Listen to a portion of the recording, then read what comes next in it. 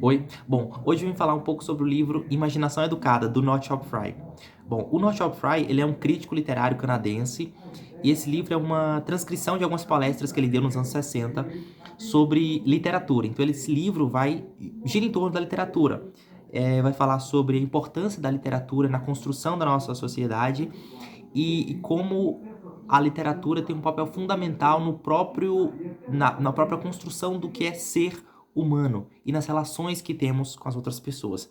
Enfim, o livro é bem curtinho, um pouco mais de 100 páginas, mas ele ensina muita coisa e eu aprendi diversas coisas com ele e é sobre isso que vai ser o vídeo, né? Sobre coisas que eu aprendi, coisas interessantes que eu aprendi com esse livro. Então vamos lá. A primeira coisa que o Northrop Frye vai falar, e isso está ainda no comecinho do livro, é que existem 3 níveis da nossa mente. E para cada um desses níveis existe um tipo de linguagem.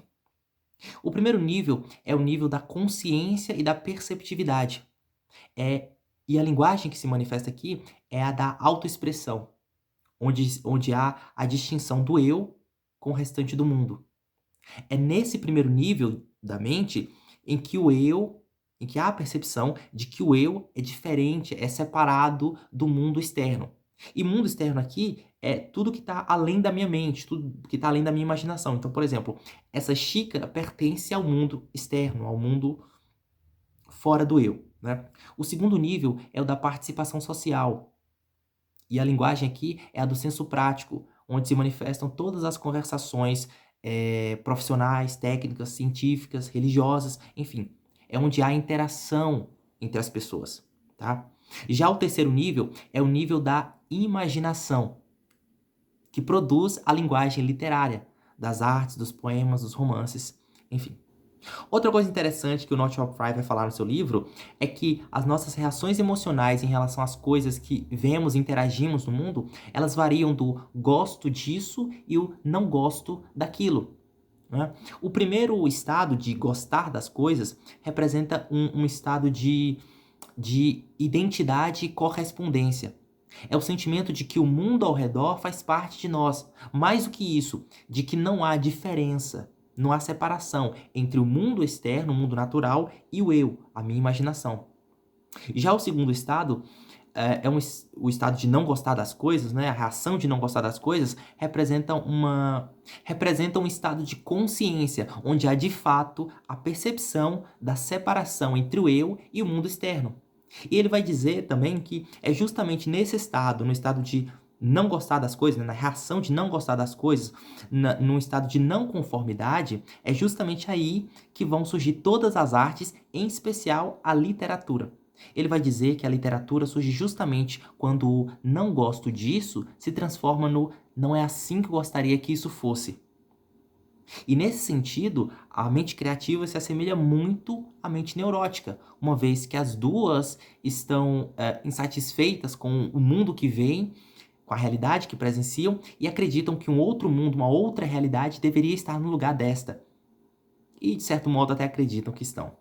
No nível da consciência, o ser humano, o indivíduo, é o centro de tudo, cercado por tudo aquilo que ele não é. Eu não sou essa xícara. Eu não sou essa garrafa, essa parede. O mundo ao redor não faz parte de mim. Existe uma separação entre o eu e o mundo. Já no segundo nível, da participação social, que se manifesta pela linguagem do senso prático, há uma circunferência humana. Um pequeno mundo cultivado e dotado de forma humana que se faz pela interação de vários eu. Mas na imaginação não há barreiras. Vale tudo que possa ser imaginado. E o limite da imaginação é um mundo totalmente humano. É justamente no nível da imaginação que retorna aquele sentimento de identificação com o mundo exterior. Se por um lado a arte surge justamente da não conformidade, da separação, do não contentamento, do não gosto disso, agora é no nível da imaginação, nos limites, né, da imaginação, que o mundo não vai estar mais separado do eu. Ele parte de mim. Por exemplo, o céu é azul, independente da minha vontade. Porém, é da minha imaginação que surge um céu cor-de-rosa ou verde, enfim. As árvores, elas crescem eu querendo ou não. Mas uma árvore que cresce de ponta cabeça só pode ser possível de ser criada quando a minha imaginação aplicada com a linguagem literária é aplicada para mudar essas coisas. E nesse novo mundo, né, no mundo de céu cor-de-rosa e árvores que crescem de ponta cabeça, eu não apenas me identifico com ele, como também não há mais separação entre o eu e o mundo externo, o mundo natural.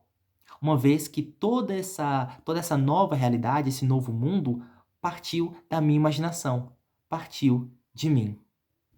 Outra coisa que o Not All Fry vai falar é sobre a importância da metáfora na construção literária.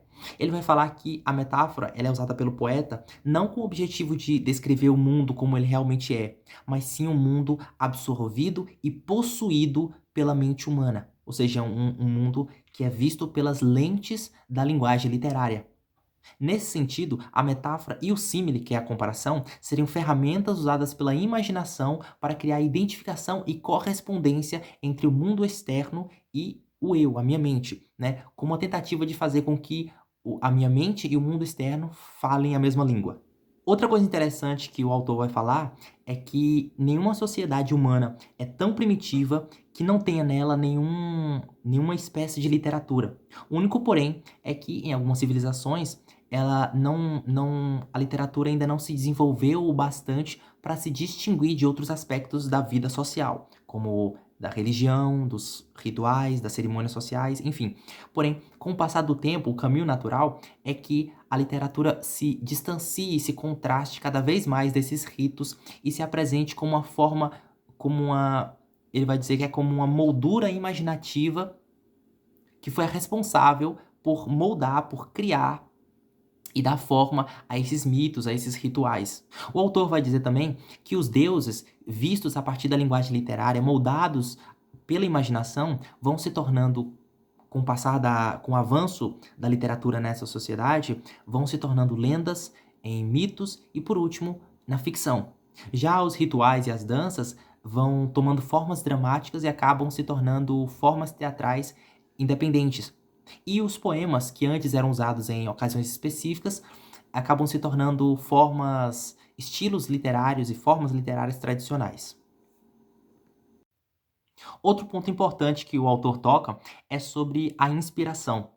Ele vai dizer que um autor, um escritor, ele não é mais original que outro por se inspirar apenas na vida e na natureza. Não tem nada de errado em se inspirar em outros autores, em outros livros, né? Ele vai dizer também que a única inspiração que importa é aquela que clarifica o que se está a escrever.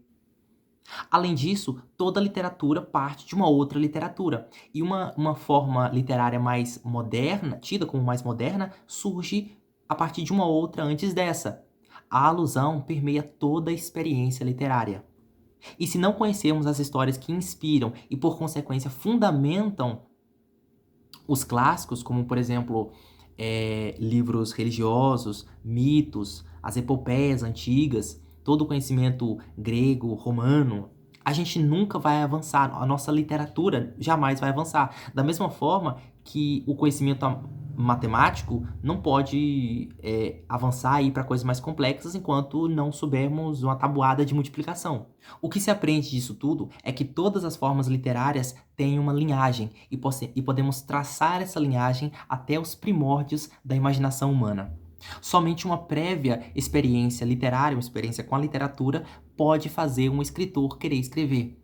E ele vai, naturalmente, começar a escrever imitando obras que já existem. E ele vai começar, normalmente, imitando a produção do povo ao seu redor, né? Isso vai lhe proporcionar o que se chama de convenção, que seria uma forma típica, uma forma socialmente aceita de escrever. Por exemplo, na época de Shakespeare, um poeta normalmente escreveria sobre a frustração do seu desejo sexual. Nos dias de hoje, um poeta escreve sobre a liberação do seu desejo sexual. Mas em ambos os casos, a escrita é convencional. Após um tempo trabalhando dentro dessa convenção, o escritor vai se encontrando, vai desenvolvendo suas formas de escrever, o seu próprio estilo, e que com o tempo vai se aperfeiçoar, vai ser lapidado com o estudo de diversas técnicas literárias. Outro ponto importante que o autor vai tocar é sobre a importância do herói, da figura, do arquétipo do herói para a literatura. Ele diz que o herói é um ser aparentemente humano, com características humanas, mas com habilidades que o distingue dos demais e o aproxima dos deuses. É criado um afastamento e, ao mesmo tempo, um sentimento de desejo, né? Então, quando vemos um ser que se parece com a gente, que tem características semelhantes a nós e, ao mesmo tempo, foge diametralmente das nossas fraquezas e parece conseguir superá-las, é criado um sentimento de admiração a uma criatura que, para nós, é ideal, um ser ideal. Outro ponto importante que o autor vai abordar mais para frente é que a literatura ela é capaz de nos apresentar tanto um mundo um mundo melhor, mais ideal, quanto um mundo pior e mais terrível. Há, assim, então, duas metades na experiência literária. Sendo assim, diferente do que muitos podem pensar, a imaginação não seria o mundo dos sonhos, onde os escritores se refugiam porque eles têm medo de lidar com o mundo real e seus problemas. Seria se houvesse apenas uma das metades, se houvesse apenas romances e comédias com finais felizes. E ao olharmos para a literatura, estamos olhando para os limites da imaginação humana, onde essas duas metades se fazem presentes. A imaginação não seria então o mundo dos sonhos, ela seria, na verdade, dois: o mundo dos sonhos realizados e da ansiedade. Um mundo ideal e um outro terrível. E entre postos, esses dois mundos funcionam como as lentes de um óculos, por meio do qual é possível ver de forma clara, de forma plena, de forma consciente o mundo criado a partir da imaginação e materializado na literatura. Assim sendo, por exemplo, a descrição de uma cena terrível na literatura não teria como objetivo incentivar, muito menos causar algum tipo de prazer sádico a quem lê. Pelo contrário, é justamente por saber que aquela cena não é real, que aqueles acontecimentos são apenas alusões, metáforas, é que o leitor tem clareza o suficiente para perceber o quão terrível seria se aquilo de fato ocorresse. E o contraste daquela cena com as demais alude também ao contraste da vida comum ou até mesmo da vida ideal com aquele ato, com um ato terrível como aquele. No fim das contas, a literatura nos refina a sensibilidade. Mais para frente, o Northrop Frye vai dar algumas dicas para a escrita e principalmente no estudo da literatura. Segundo ele, o primeiro passo no estudo da literatura é você estudar os mitos e a sua influência na criação literária como um modelo imaginativo na criação dos personagens, tramas, tropos, enfim. É estudando os mitos clássicos, as histórias que fundamentaram as que nós temos hoje e as demais, que seria possível compreender de fato o processo literário. E o segundo passo para estudar a literatura, segundo ele, é identificar as estruturas das grandes formas literárias. Duas delas principais: a do teatro, de onde se origina a comédia e a tragédia, e o outro par de opostos seria a romance e a ironia. O romance apresenta um mundo meio que simplificado, uma espécie de mini-mundo. Grandes heróis, belas moças, terríveis vilões. Já a ironia apresenta as complexidades da vida e as relações humanas. Segundo ele, a comédia e o romance são formas mais primárias e mais simples de serem digeridas, isso porque apresentam uma estrutura mais padronizada. E é comum as pessoas recorrerem a esse tipo de história, né, a comédias e romances, quando querem uma história apenas para relaxar. E por último, o Northrop Frye, ele vai falar que a arte de ouvir histórias é um treinamento básico para a imaginação. A primeira coisa quando você vai ler uma nova história não é se perguntar o que o autor quis dizer com aquilo. Não. A primeira coisa a se fazer é aceitar os seus postulados, as suas premissas, ainda que o que esteja escrito seja algo aparentemente absurdo. Só depois de absorver tudo, aí que você reage. Ao ler um livro, mais do que simplesmente obter informações, você está entrando no mundo do autor. Um mundo criado segundo a imagem, conforme a semelhança do eu, da mente daquele autor. Um mundo totalmente humano para quem o escreveu. Então, cabe a você que está lendo obedecer às regras por ele criadas, para que dessa forma, e só dessa forma, você possa verdadeiramente compreender e aprofundar no estudo, na análise literária dessa obra em questão.